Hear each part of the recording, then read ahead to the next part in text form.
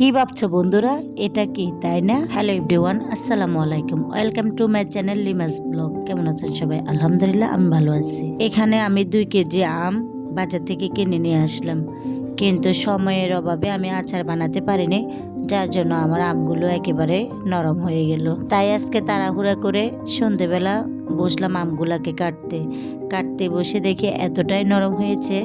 পরে একটা ছুরি দিয়ে কাটলাম, কেটে দেখি সত্যি হলুদ হয়ে গিয়েছে ভিতরে।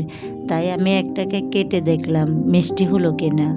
মুখে দিতেই তো আমার অবস্থা খারাপ, এত পরিমাণে টক ছিল। এখানে আমি 1 কেজির মতো আম ছুলে নিলাম, কারণ এটা দিয়ে আম সত্ত্ব বানাবো, অন্যদিন বাকিটা দিয়ে আরেকটা আচার বানিয়ে নেব। তাই সবগুলো আমি একসাথে কাটে নিই। এখানে আমি পাতলা পাতলা করে আমের কেটে নিলাম, যাতে করে তাড়াতাড়ি গলে যায় আমগুলো। এখন আমি একটা ফ্যানের মধ্যে আমগুলাকে দিয়ে দিলাম, এর ভিতরে পরিমাণ মতো লবণ আর সামান্য একটু পানি দিলাম, কারণ বেশি পানি দিলে আমটা শুকাতে আপনার অনেক কষ্ট হবে, আমের থেকে এমনিতে পানি বেরিয়ে আসবে। তাই তো অল্প করে পানি দিবেন, তাহলে দেখবেন সিদ্ধ করার পরে আমটা বেশি একটা পাতলা হবে না। আমি এখন ঢেকে দেব 20 মিনিটের জন্য। দেখেন 20 মিনিট পরে আমের কি অবস্থা, আমটা একেবারে গলে মোম হয়ে গেছে। আমটা যে এতটাই গলে যাবে আমি বুঝতে পারিনি। এখন আমি আমের মধ্যে দিয়ে দিব 2 কাপ চিনি। চিনি দেওয়ার পরে আমি আমটাকে আবার ভালোভাবে নাড়তে থাকবো, কারণ চিনি দেওয়াতে আমটা পাতলা হয়ে গেছে। চিনির পানিটা আমি ভালোভাবে শুকিয়ে নিব। এরপরে দেখবো চিনিটা কতটুকু মিষ্টি হয়েছে। দেখলাম যে না, আমটা প্রচুর পরিমাণে টক, চিনিতে হবে না। তাই তো আমার বাসায় খেজুরের গুড় ছিল, আমি গুড়গুলোকে দিয়ে দিলাম আচারের মধ্যে, কারণ এই আচারটা খাবে আমার বাচ্চারা। তারা সব সময় বলে যাতে করে মিষ্টি আচার দিই, যদি একটু টক দিই তাদের অবস্থা খারাপ।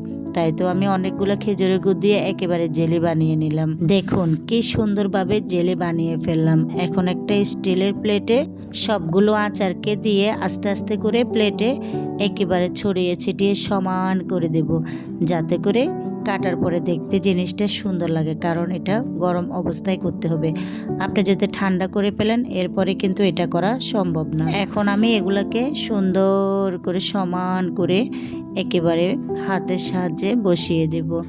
এরপরে 1 থেকে 1.5 ঘন্টা ঠান্ডা হলে আস্তে করে ছুরি দিয়ে কেটে কেটে এগুলা পিস করে নেব। দেখেন দেখতে কতটাই লোভনীয় লাগছে, তাই না? মাশাআল্লাহ, আমার বাচ্চারা পেয়ে তো মহা খুশি। তবে আমার কাছে টক হলে ভালো লাগে, কিন্তু বাচ্চাদের জন্য বানালে তো টক দিতে পারি না, তারা সবসময় মিষ্টিটাই পছন্দ করে। এখন আমি সুন্দর করে একটা ছুরির সাহায্যে কেটে নিচ্ছি। দেখুন কাটার পরে মনে হচ্ছে যেন এক একটা জেলি এত নরম সফট হয়েছে, যেটা বলার বাহিরে। তবে খেতে খুবই সুস্বাদু হয়েছিল। বাচ্চারা তো সর্বোচ্চ 2 দিনে যায় নাই এই আচারগুলোতে। ভিডিওটা ভালো লাগলে চ্যানেলটা সাবস্ক্রাইব করবেন।